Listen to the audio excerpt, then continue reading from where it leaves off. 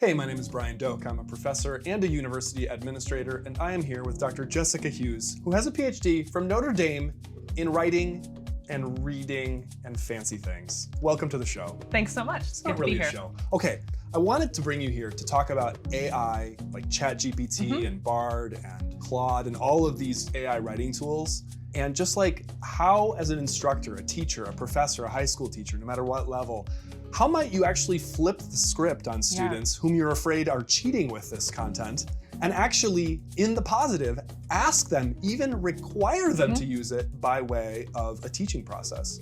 Is that something you think is even possible? Absolutely.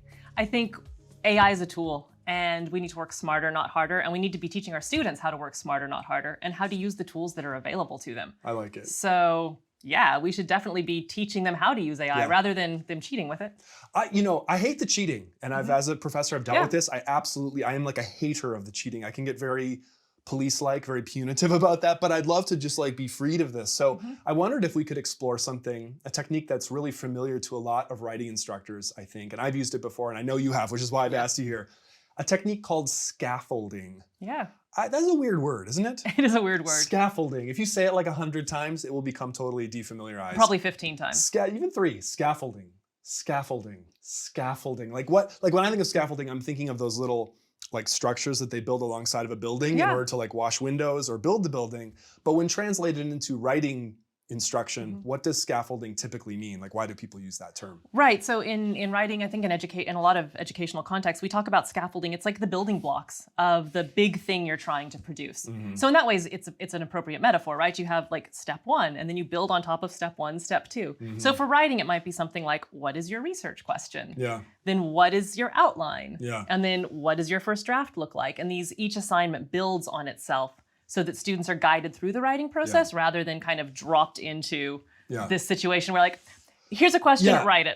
Okay, so what you're saying right now, I don't understand it, and here's why. Here's how I was taught writing. You get a question, and it's just like, go off in private, in your own suffering, private, creepy world, write an essay about this, hope it's good, turn it in. Now you, my mean professor, grade it, probably just with a number or a letter at the end. You hand it back to me. I learned that I have failed. I go away sad, right? Like, that's it. Like, and really, I mean, honestly, a lot of writing teaching has proceeded like that. And what do students learn from that? I mean, what do students learn from that process? Just that traditional, if you could call it that type of process. They learn that they can't write. Right. Like, that they don't like writing. I'm dumb, I hate writing. That English teachers are out to get them with their red pen. You want to ruin me. Yeah, we definitely want to ruin you. And we're really concerned about commas. Yes. Commas, just an that's what matters. over concern. And so I walk away. And I'm not, whereas this scaffolding approach you've begun to talk about is almost like modeling what an actual writing process would look like, even for somebody who's written a book like you have, and like a high level academic product, not just a college exercise type essay, right? No, absolutely. What we're really showing students is how to think well. So writing is a making public of our thinking. So what we're showing students is how good thought develops, and we're making those things explicit for them rather than doing it internally and kind of like, we're not going to tell you our secrets as academics. Right. It's the secret judgmental model. Yeah. Okay, friends, what we want to do then with Dr. Hughes is I'd love for you to demonstrate, not for us. Really, I'm not going to be doing anything. I want you to do this for us. Demonstrate what it might be like. And we'll use ChatGPT actually as an example. What might it look like to require students to use ChatGPT to do a scaffolded writing process for an essay? Let's say in this AI series, we've been using Romeo and Juliet. So let's stick with Romeo and Juliet, a decisive choice, famous play.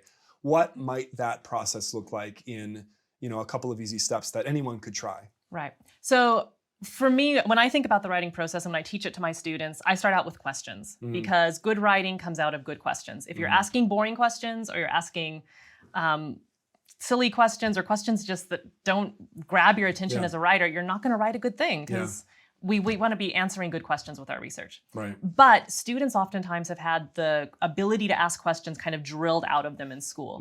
Because like in elementary school, if you're the kid who raises their hand with questions, what you're saying is, I don't understand. And so I think a lot of students are acculturated into this idea that I'm not going to ask questions because I don't want everyone else to know I don't get it. I see. And what that means is when we say, what would be an interesting question to ask about Romeo and Juliet, they go, they're a little stuck. So maybe this is a point at which you're beginning to suggest you could actually go to would you have them go to chat? So the first step, if the first step is generating questions, would you have them go to ChatGPT first and then generate that and then their own, or would you ask them to try their own first? It would depend on the group of students. I think teaching always has to be grounded in like the actual human beings in front of me. Right. But I would almost, because it would, I think, really do that sort of flipping of the script about AI, I would have them go to ChatGPT Let's flip first. the script. Because you think, no, have them do their own, then have them go. No, but you're saying, let's just go to ChatGPT Let's go to ChatGPT first. Generate 10 or 15 questions that are interesting about Romeo and Juliet ChatGPT. Let's ask Chat. What is it going to say? Hey, can you give me some good academic questions I might ask? Oh, whoa, this is a long list. It's giving us actually 15. I thought it was going to give us like 5 questions. Yeah. It gave us like 15 questions. Consider the significance of setting. How does the city of Verona and its various locations impact the story? Okay, so if a student sees this, they might immediately freak out. Like they might say to themselves, okay, I could have never generated a list of questions like that. What's the next step then about their engagement now with this questions in the scaffolded technique that we're modeling here? So what I would have them do then is pick their favorite 3. Okay. And write about why they like these 3 questions. Okay. So it's not so much a question of like even why they're good questions, but what speaks to them as a student in these questions. Even personally. Even personally. Okay. Because what we're doing is we're starting to demystify the idea of questions as being a bad thing or a hard thing. We're teaching them to use a tool to start generating ideas, but then we're taking them beyond that to personal reflection, which is really where the thinking process starts. Okay. So I'd have them reflect on their 3 favorites and say why I like this. So what form might that reflection take? And then how would you have them demonstrate their work and show you that in the scaffolding process that they've used ChatGPT and that they've done their own writing at the same time? Like for an example, this can always become so complicated, but just in a simple format, how might you do that? Yeah, so one thing would be just have them print out the ChatGPT questions, take a highlighter or circle, if you're doing it digitally, have them circle the 3 they picked, and then either handwrite or their own kind of reflection on those questions typed up. If you're teaching in a digital context, that makes sometimes the handwriting a bit harder.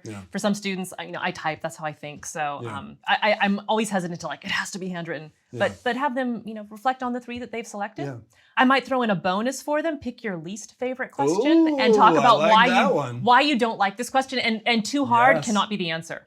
Right? Like tell me what this question gets wrong or kind of why you just think it's a wrong-headed thing to be asking about. Number 14, discuss the theme of youth and impetuousness in Romeo and Juliet. How do the actions of the young characters reflect the impulsive nature of youth? I hate it. I think that question is out. Yeah, and why do you think that question's out? I don't know. I just think why assume the youth are impulsive?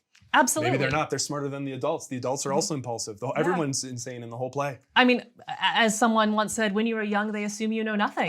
Who could have said that? Who could have said something like that? Okay, I like that. So now what you're really saying is for this first step, questions, and now you're having them turn in the ChatGPT list, whether it's printed out or using a transcript, and then showing their work on the side. You could even have like two different pieces of paper that are handed in, 2 columns on a Word document, something like that. Okay. Now that we've got these questions, though, and now that we've done some reflection on them, what might a second step be in a scaffolding process? So the second step I would have them do is out of their reflection of the 3 questions, which one really did they feel like grabbed them the most, right? Because sometimes you like a question, but then you start writing about it and you're like, actually, I don't really like that anymore. This one is actually better. Right. And sometimes as you write a reflection about why you like something, you start to accidentally uncover your own thinking about it. And that's kind of an exciting moment. Like, oh, wait, I'm starting to believe something about this text here or really think something specific about this. Okay, so then have them select that question and go back to ChatGPT. Okay. So there, one thing I want to seize upon that you're saying is almost like this process you're describing, although it sounds very mechanical, and it can be at first, or it could even be through this step, it actually allows students to almost catch fire in a sense. Yeah. Where suddenly they could get really into this, and then it would actually explode beyond the bounds of this, okay, now I got to do this, now I got to do this. And it's at least offering that opportunity for them. Okay, I'm going to go back to our list here. Okay, like let's say I caught fire on number 8. Discuss the importance of parental authority and family dynamics in the play. How do the actions and decisions of Romeo and Juliet's parents influence the tragic outcome? Let's say I picked up on that one. What would I then do with that in this next stage? Right. So you've got your own sort of writing about it, and at this point, if they're we're talking about students. Most human beings have parents or guardians or other sort of authority figures in their lives. So probably some of that is shaping their response to the parents in Romeo and Juliet. Right. Have them go to ChatGPT and have ChatGPT generate an outline for how you would do this essay. So Chat, make on this theme, write me an outline. And so it does. Let's type that in. And students are loving this at this this. point, right? Because they're like, I am not doing any of my own work. That's what they're thinking, but we're kind of tricking them into doing their own work. On the topic of societal pressure and parenting, can you give me a basic outline? I guess I changed the prompt a little bit, but parenting, it's still in there, okay? Give me a basic outline. Certainly in ChatGPT, it complies. They've got an introduction, they've got historical and cultural context. Okay, again, though, I'm worried on behalf of the student. I'm like a student, no matter what context. Let's say I'm looking at this and I'm like, oh my, I could have never generated that. Yeah. That's way beyond what I could have. I've read Romeo and Juliet. I tried to read it. It was hard. It's written in weird old language. I was catching fire on that, but now I'm reading this and I'm like, I'm feeling depressed because I'm like, this machine is so smart, but I don't actually know this. What is then the student contribution at this stage of the scaffolding? So I would have them take the scaffold, and if you're looking at, it's got at least 6 major points there. Some of them may or may not be relevant to the class as it's been conducted. I think it's got 8 major sections. The first thing I would have them do is I'd have them translate this into their own language. Oh, interesting. Almost like rewrite it, but use totally different words. So that they can get their head around what the outline is saying. Because I think you're right. Oftentimes, the sort of words that we use in academic circles and even the sort of language that AI is pulling on comes across as deeply impersonal and kind of like intentionally keeping people at bay. There's like a ChatGPT language that people often make fun of, which is this kind of like certain kind of like odd stilted formality. And so you're asking the students to notice that and maybe even break out of those boundaries by using their own language. Yep. And even I would, push it even farther with them, like have some fun with it. Write it in, you could give them some different voices they could try or, I don't know. I would try to encourage them to have fun and really put it in. Explain this to a 5-year-old. How would you explain this to your grandma? That sort of thing. And now for the cheating police like me out there, I'm already getting nervous. I'm like, oh no, now what if the student just says, rewrite that outline as though I'm speaking in a funny way? But at a certain point, I think we have to recognize that what we're trying to do here is not cut off every single possible infinite opportunity to cheat. I think all instructors out there know that that's not possible. What we're trying to do is engage students in a process and get them excited about it while cutting off maybe some of the most obvious or blatant avenues toward the cheating. Do you think that that's a fair way to put it? I think so, absolutely. I think we can spend our entire lives trying to capture that one evil student. And I will. Yeah. And I will spend my life, but okay, so let's say now, okay, the outline's been written. They've rewritten it in their own way. Maybe they've even cut out a couple, and now you as the instructor, or maybe in peer writing groups, or now this is where instructors are using their own techniques. Maybe they're using workshops in class to say, okay, now which of this is really not necessary? They're working through this. But let's say they've now worked through that and they've got really an outline that they're feeling good about, which, and by the way, in this process, I think you're suggesting, just to clarify, they're also turning in the ChatGPT transcript, just so you see it. We're not trying to hide this. This isn't sneaky. This is putting it all out in the open. This is using it in this way. What then, how do you land this plane? What then do they do after that? Do you move to a draft at this point of a paper? Yeah, at that point, I would have them start to write their own draft. But the problem is they're getting used to using ChatGPT now. And so I think that this is where there's a more danger of a student turning to ChatGPT. Because they're going to be like, right away, give me a 5-paragraph essay. And indeed, if you say, hey, can you please write me take the theme of parental and societal pressure that you get, and with the passage. And I picked a particular passage here because I asked it earlier to generate some passages even that I could look at. And maybe students could use that too. Write me a 5-paragraph essay on this. And there is certainly chat replies. Here's a 5-paragraph essay.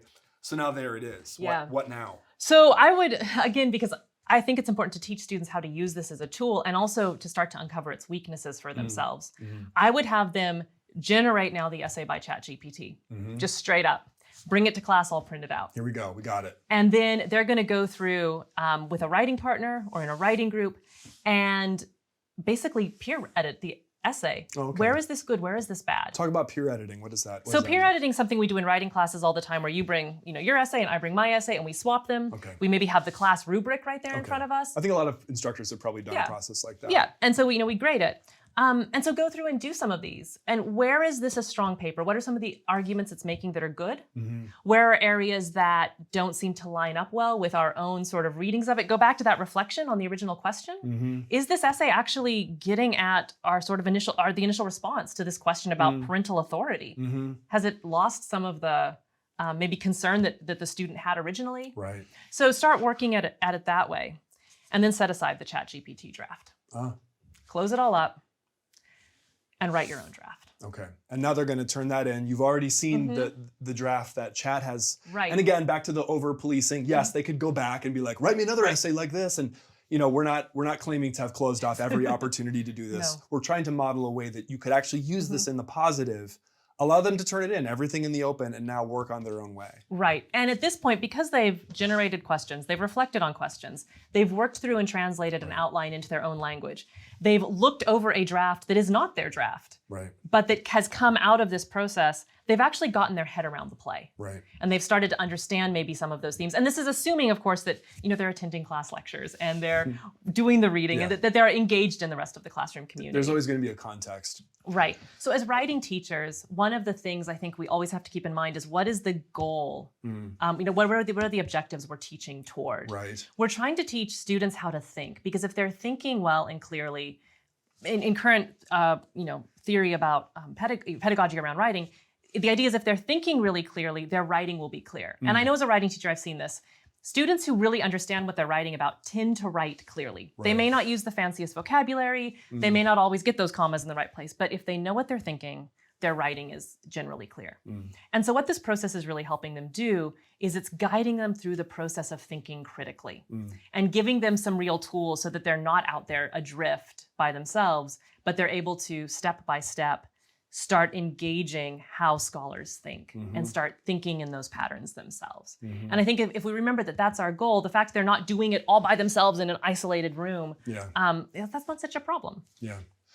To me, this sounds, this would be if you were used to that old style of essay composition or grading and composition that I described, this could be a steep climb, but I think it's very doable in a lot of different settings. And I think this could apply to exam questions, assignments, not just traditional essays as well. And so now we've really got a final product. I think one thing we do have to acknowledge about this approach, though, too, is it is taking something of a gamble some professors and teachers would just not want to take, namely that you're going to actually endorse this, that you're not going to see it as the enemy. We're not suggesting, I don't think, that everyone must use a technique like this. Just that if you wanted to kind of flip that script for, I give you the essay prompt and now let's see if you cheat and I'll try to catch you. Rather, we're trying to say, no. Let's go ahead, bring this into the conversation and let's use it.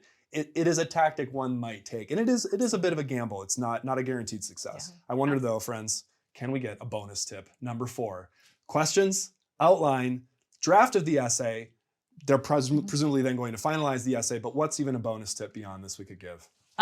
I would say get them to ask ChatGPT to help them with research. So, okay, I've got all these great quotes that probably ChatGPT has helped me find.